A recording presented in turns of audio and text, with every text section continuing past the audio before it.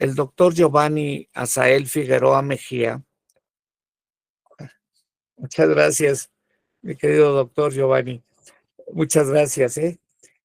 Pues hacía mención que es de vocación académico, porque muchos años hemos tenido la oportunidad de comunicarnos a través de los encuentros académicos y de investigación que el Instituto Iberoamericano de Derecho Constitucional Comparado pues nos ha permitido no solamente estar en México, sino en otros estados de la comunidad internacional que nos han convocado a esos congresos, magnos congresos en Iberoamérica. Bien, pues solamente voy a hacer mención muy breve de la amplia trayectoria académica del señor ministro de la Suprema Corte de Justicia de la Nación, el doctor Giovanni Asael Figueroa Mejía.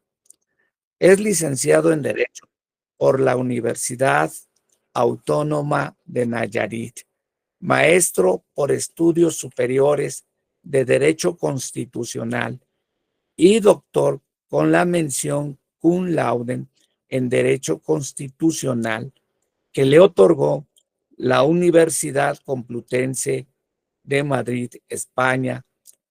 Desde el año de 2011 es miembro del Sistema Nacional de Investigadores, nivel 2. Es autor de múltiples libros y artículos especializados. Realizó estancias de investigación en diversas universidades de Italia y Francia. Ha sido profesor en programas de doctorado, maestría, especialidad y licenciatura en diversas universidades públicas y privadas, tanto en México como en el extranjero. Fue académico de tiempo completo en la Universidad Iberoamericana Ciudad de México, donde coordinó la maestría en Derechos Humanos y el doctorado interinstitucional en Derechos Humanos. En el servicio público se desempeñó en el Tribunal Superior de Justicia y en la Escuela Judicial del Estado de Nayarit, en el Consejo de la Judicatura Federal, así como en la Sala Superior del Tribunal Electoral del Poder Judicial de la Federación. Fue asesor en la redacción de la Ley Orgánica de la Sala Constitucional del Poder Judicial de la Ciudad de México. A lo largo de su trayectoria, ha sostenido la necesidad de una justicia cercana a la población, menos formalista y sensible a los problemas sociales, así como el diálogo y la coordinación constante entre poderes. Doctor Giovanni Asael Figueroa Mejía, es un gusto, con mucha alegría, lo recibimos al señor ministro de la Suprema Corte. Es un orgullo para todos nosotros, sobre todo porque además de tener ya esa amplia trayectoria académica, pues para nosotros es muy joven y en especial pues de nuestros hemos tenido ya conocimiento del gran papel que está desarrollando actualmente en la Suprema Corte de Justicia de la Nación. Así que pues un fuerte aplauso y alegría de tenerlo con nosotros en este encuentro académico internacional y nacional sobre las rupturas epistemológicas de los sistemas jurídicos y de sus instituciones. El tema que me hizo llegar va a tratar lo referente a la construcción del derecho de réplica en México a partir del diálogo jurisprudencial comparado. Por favor, doctor Giovanni.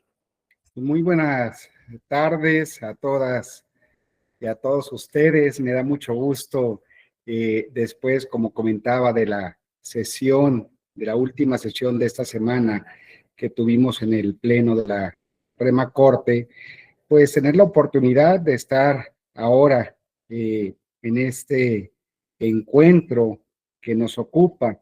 Pero antes de iniciar a compartirles lo que he preparado, pues agradecer desde luego a mi querido amigo y colega, el Rafael Vázquez, a quien conozco desde hace muchos años. Recuerdo uno de esos encuentros convocados por la Benemérita Universidad Autónoma de Puebla, allá por el año 2010, si no me equivoco, doctor, donde precisamente estuvimos en esa bella ciudad, académicas y académicos de Iberoamérica, en el Congreso de Derecho Constitucional. Es un gusto estar con ustedes.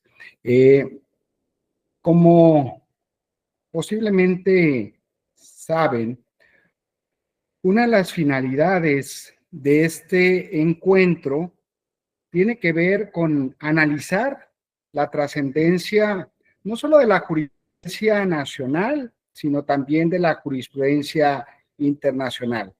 Y por ello, pues les quiero compartir, quisiera compartirles más ejemplos, pero solamente me referiré a uno de ellos, sobre todo por el tiempo que se me ha señalado para mi intervención. Y entonces se trata de un ejemplo de que el diálogo entre los tribunales internacionales y los nacionales es fundamental para robustecer a nuestros sistemas jurídicos. Hay que recordar que a partir de la reforma constitucional de junio de 2011 en materia de derechos humanos, la Suprema Corte de Justicia ha ido construyendo líneas jurisprudenciales a partir del diálogo con otras cortes o tribunales internacionales. Y hoy quiero hablarles entonces de un caso muy particular, muy específico, el relacionado con el derecho de réplica. Este derecho fue incorporado en nuestra Constitución en el año 2007, en el artículo 6, en los siguientes términos, abro comillas. El derecho de réplica será ejercido en los términos dispuestos por la ley. El problema fue que nuestro legislador tardó 8 años en emitir la ley reglamentaria. Y esta omisión generó que la doctrina constitucional de la Suprema Corte en relación a ese derecho, pues quedara paralizada. No se tenía certeza de qué información podía solicitarse, ni tampoco sobre cuál sería la ruta que las personas deberían seguir para pedirlo. Salvo en el ámbito electoral, en realidad era un derecho, digamos, pues sin operación. Cuando la ley reglamentaria se emitió en el año 2013 y se sometió a control de constitucionalidad a través de una acción de inconstitucionalidad, se abrió una gran ventana que permitió a la Corte configurar el derecho prácticamente desde cero. Y para llevar a cabo esta tarea fue fundamental acudir y dialogar con el derecho comparado. Miren ustedes, en la ley reglamentaria en la materia que tiene que ver con el derecho de réplica, se definió que toda persona podrá ejercer el derecho de réplica respecto de la información falsa que difundan los medios de comunicación. Los promoventes de ese mecanismo de control constitucional argumentaron que esa definición era inconstitucional porque limitaba las posibilidades de ejercer el derecho de réplica, ya que no contemplaba a la información cierta pero agraviante. Es decir, pretendían que los medios de comunicación estuvieran obligados a proporcionar un espacio a quien fuera referido por alguna noticia siempre que sintiera el agravio por la difusión de información, aunque fuera verídica. El fundamento de esta pretensión era que el artículo 14.1 de la Convención Americana sobre Derechos Humanos incluye la calificación agraviante, y esto lo resalto, como condición para ejercer el derecho de réplica. En otras palabras, lo que tenía que decidirse es si nuestra ley reglamentaria era contraria a la Convención. Es importante recordar que en ese entonces ya estaba vigente la reforma al artículo 1 constitucional y por lo tanto la Corte estaba obligada a definir si las fuentes nacionales o las internacionales eran o protegían en mayor medida los derechos humanos, para después contrastar el parámetro que fuera más benéfico con las normas sometidas a control. En este caso, con la ley reglamentaria, repito, en materia de réplica. Sin embargo, en realidad, pues no había elementos con los que se pudiera comparar en esos términos, pues el derecho de réplica no tenía un desarrollo jurisprudencial en nuestro país, salvo, repito, en materia electoral, que se regía por reglas muy específicas. En ese ámbito se podía decir, perfecto, utilicemos los tratados internacionales que han sido suscritos por el Estado mexicano y listo. Ese sería nuestro estándar. Sin embargo, pues se tomaron en consideración muchas otras cuestiones, dado que a nivel nacional el derecho era en ese momento todavía indefinido. Por lo tanto, la Corte realizó desde mi punto de vista algo más interesante, pues se allegó de todas las fuentes posibles para dotar de contenido a este derecho, lo que incluyó decisiones no vinculantes para el Estado mexicano e incluso de la doctrina de distintos países. Doy un recorrido muy general. En primer lugar, se identificó que ese derecho suele estar relacionado con los de honra y reputación y también con la libertad de expresión. En segundo lugar, se señaló que precisamente por su vínculo con la libertad de expresión, la réplica era uno de los derechos que mayor discrepancia había. Para algunas tradiciones podría entenderse como pues algo que restringía la libertad de expresión. Pues cuando un tribunal determina que una réplica es procedente, como ya se estarán imaginando, la consecuencia es obligar al medio de comunicación a publicar información que de otro modo no publicaría. Esto tendría entonces como consecuencia que los medios pensaran dos veces antes de publicar contenido, sobre todo que fuera polémico, es decir, generaría una especie de autocensura.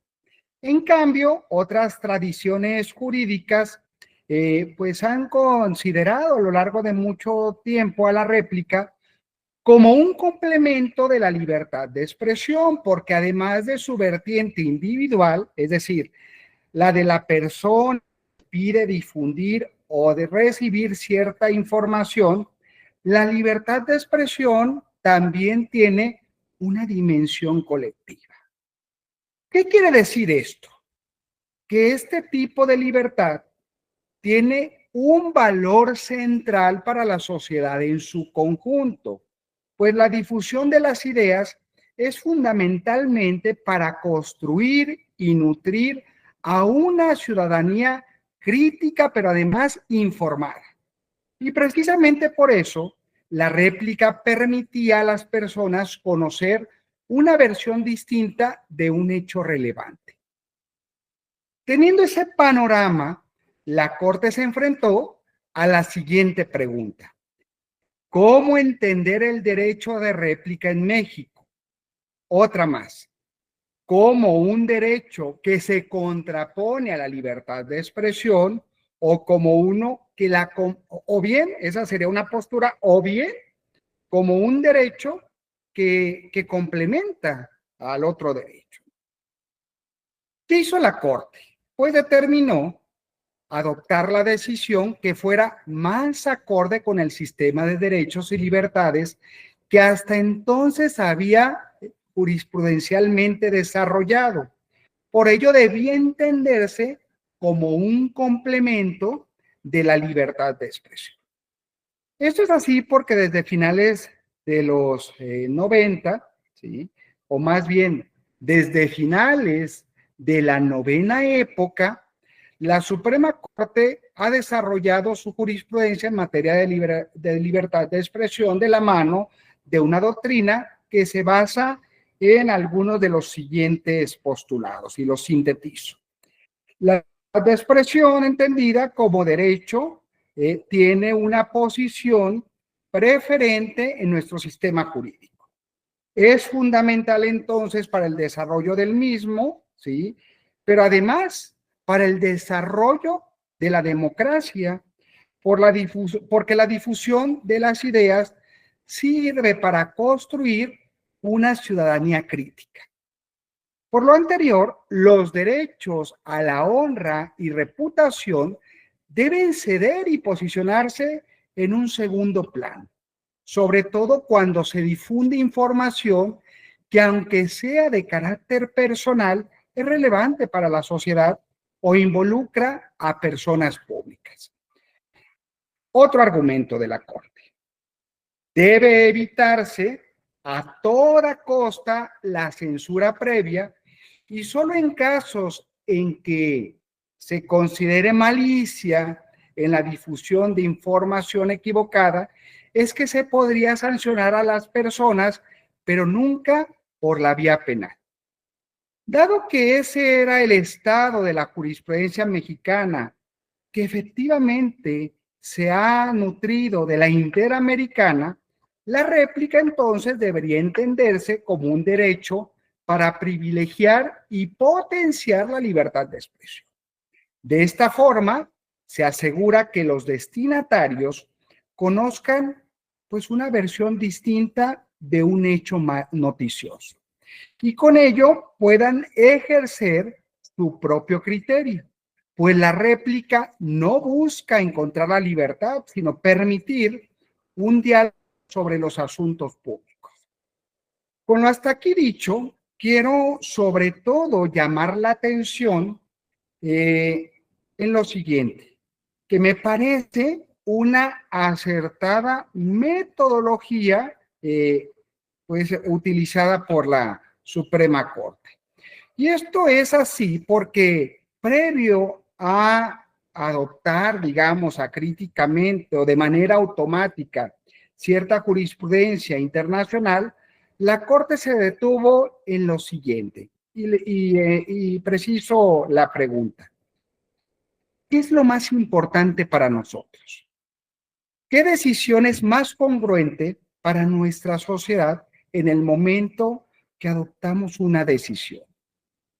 Y en efecto, considero que la apertura de la Suprema Corte como Tribunal Constitucional no debe presuponer que todo lo internacional es más garantista solo por venir desde fuera.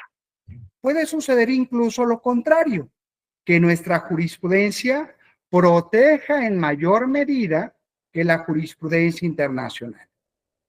Esa es precisamente la bondad de nuestro artículo primero constitucional, sobre todo el segundo párrafo, que nos convoca a un diálogo y a a un análisis jurisprudencial permanente. Desde mi punto de vista, ese artículo primero constitucional contiene una especie, digamos, de bisagra que obliga a las personas juzgadoras a pensar, pero sobre todo a argumentar ¿qué decisión será más garantista para el caso que se quiere resolver? Cada asunto, cada derecho será distinto al anterior. Sin embargo, la metodología que nos convoca la propia Constitución será siempre la misma. Pensar qué será más benéfico para el desarrollo de las personas, dado los retos y las necesidades de nuestra sociedad. Y esto debe realizarse tomando en cuenta los referentes y retos nacionales, pero también aquellos retos internacionales. Tal vez es una metodología que nos podría llevar a la incertidumbre, pues no adopta un camino definitivo. En algunos casos, la jurisprudencia interamericana, pues sí, es verdad que podría ser más garantista, pero no en todos los casos. Ese divorcio, digamos, de una certeza total, se justifica porque nuestro sistema constitucional deposita en los jueces constitucionales la confianza de decidir qué fuente será más idónea. Ese es el reto y esa es la gran responsabilidad a la que enfrentamos las personas juzgadoras en cada decisión. Muchas gracias, doctor Rafael, y ajustándome al tiempo que se me estableció, hasta aquí terminaría mi intervención, quedando a su disposición si hubiera algún comentario adicional. Muchísimas gracias, mi querido doctor Giovanni Asael Figueroa Mejía. Realmente ha sido una espléndida disertación, muy clara, precisa sobre esta problemática y sobre todo nos deja la reflexión, como bien lo anotaba.